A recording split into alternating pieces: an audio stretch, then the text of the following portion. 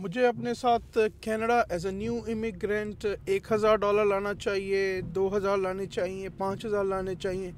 कितने पैसे मिनिमम मैं अपने साथ लेके आऊँ अगर मैं अपनी फैमिली के साथ एज अ न्यू इमिग्रेंट या वर्क परमिट पे या स्टूडेंट वीज़े पे 2024 में आ रहा हूँ। बहुत ही इम्पॉर्टेंट ये वीडियो है कि आपको मिनिमम अपने साथ कितने पैसे लेके आने चाहिए, स्पेशली अगर आपके साथ फैमिली आ रही है। कुछ इम्पॉर्टेंट डिटेल्स आपके साथ इस वीडियो में डिस्कस करता हूँ। अस्सलाम वालेकुम, आपका दोस्त यासिर खान। मैं उम्मीद करता हूँ कि आप सब खैरियत से होंगे। जैसा कि आप जानते हैं, मैं टोरंटो और सराउंडिंग्स में रियल स्टेट में हूँ with 15+ years experience in Toronto and surroundings real estate market. आपके जहन में कोई भी सवाल हो, कोई भी कंसर्न हो, आप मुझे कॉल कर सकते हैं, आप मुझे मैसेज कर सकते हैं। इस वक्त जी दिसंबर की 27 है 2023 और टेम्परेचर जो है वो बहुत ही ज़बरदस्त हो रहा है। 10 दिखा रही है मेरी गाड़ी इस वक्त और it's not bad. Overall temperature जो हॉलीडे सीज़न चल रहा है उसमें बहुत अच्छा है। ग्राउंड पे अभी भी बर्फ़ नहीं है। चलें जी, टॉपिक की तरफ चलते हैं। मुझे अपने साथ कितने पैसे बेयर मिनिमम लेके आने चाहिए सर्वाइवल के लिए, कि अगर मैं कनाडा अपनी फैमिली के साथ मूव कर रहा हूँ 2024 में, कितने हज़ार डॉलर मैं अपने साथ लेके आऊँ।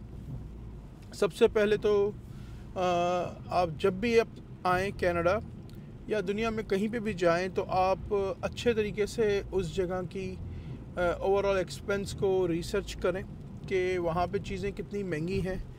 अगर आप टोरंटो और सराउंडिंग्स कनाडा में आने का सोच रहे हैं अपनी फैमिली के साथ और यहाँ पे आप आना चाह रहे हैं, सेटल होना चाह रहे हैं, तो यहाँ जो चीज़ें हैं वो आफ्टर कोविड बहुत ज़्यादा एक्सपेंसिव हो गई हैं।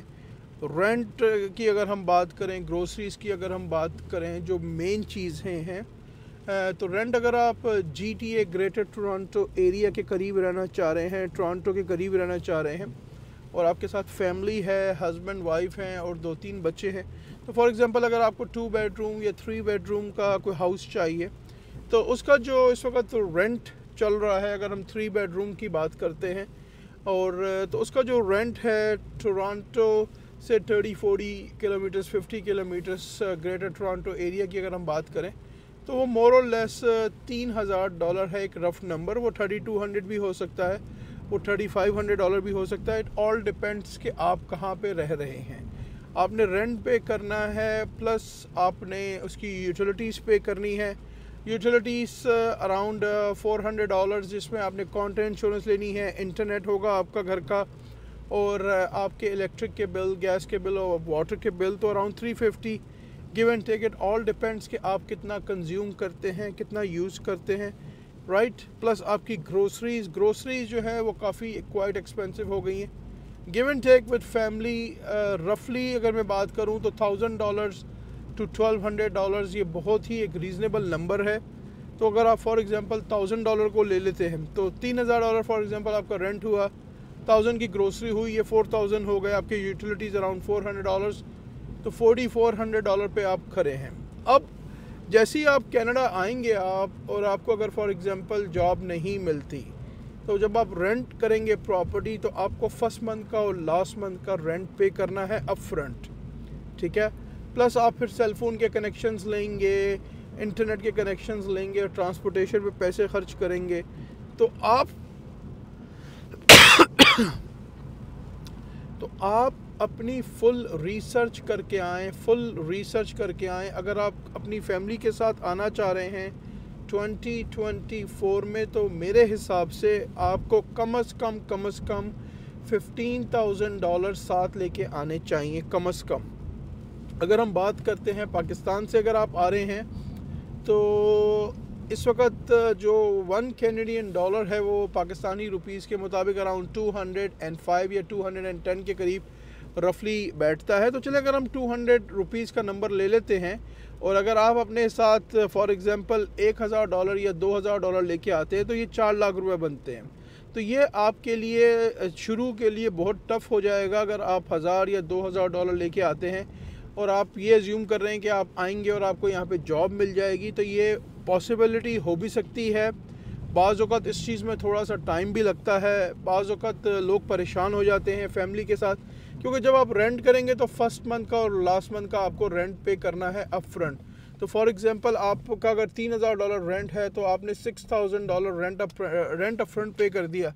समटाइम्स जो लैंडलॉर्ड हैं वो हो सकता है आपसे 1 आध या 2 महीने का rent up front extra rent भी ले लें अप फ्रंट। तो इंस्टेड ऑफ 2 मंथ्स रेंट आपको 3 मंथ्स का रेंट पे करना पड़े, क्योंकि आप बिल्कुल नए हैं, आपके पास जॉब नहीं है, आपका क्रेडिट नहीं है, तो हो सकता है वो 1 मंथ का rent as a security deposit आपसे ले लें, राइट।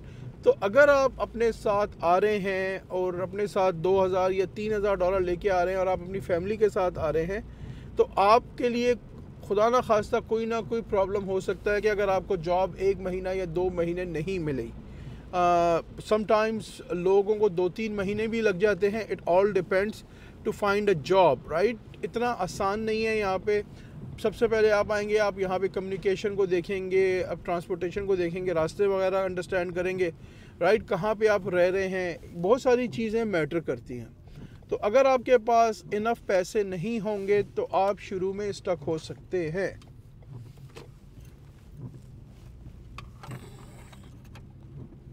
तो अगर आपके पास इनफ पैसे नहीं होंगे तो आप शुरू में स्टक हो सकते हैं।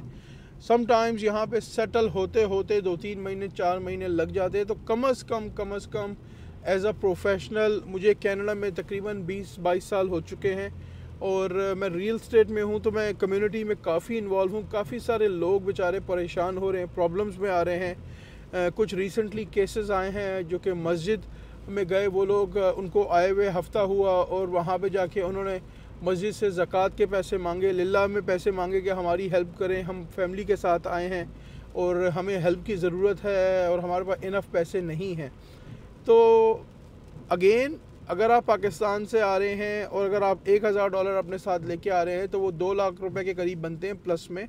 तो उससे आपका सर्वाइवल नहीं होगा। आप 2000, 3000, $4000 से आप परेशान हो जाएंगे। हो सकता है आपको जॉब आप आएँ और आपको within a week job मिल जाए, अल्लाह करे, बाज़ औक़ात पॉसिबिलिटीज़ होती हैं। लेकिन अगर खुदा न खास्ता आपको जॉब में थोड़ा सा डिले हो गया, राइट, तो फिर आप स्टक ना हो जाए। तो एटलीस्ट अपने साथ कम से कम $15000 कैनेडियन आप साथ लेके आएँ फॉर द 2-3 मंथ सर्वाइवल। ये भी मैं आपको बेयर मिनिमम बोल रहा हूँ। तो अपनी फुल रिसर्च करें। अगर आप टोरंटो और सराउंडिंग जाना चाह रहे हैं या फिर आप किसी छोटी जगह पे चले जाएं जहाँ पे रेंट 2000 हो, 2200 हो, राइट, इट ऑल डिपेंड्स। लेकिन अगर आप टोरंटो और सराउंडिंग्स, जो इमीडिएट टोरंटो और सराउंडिंग्स में आना चाह रहे हैं, तो प्लीज़ अपनी रिसर्च को करके आएँ कि खुदा ना खास्ता अगर आपको जॉब नहीं मिलती है तो आप कहीं स्टक ना हो जाए।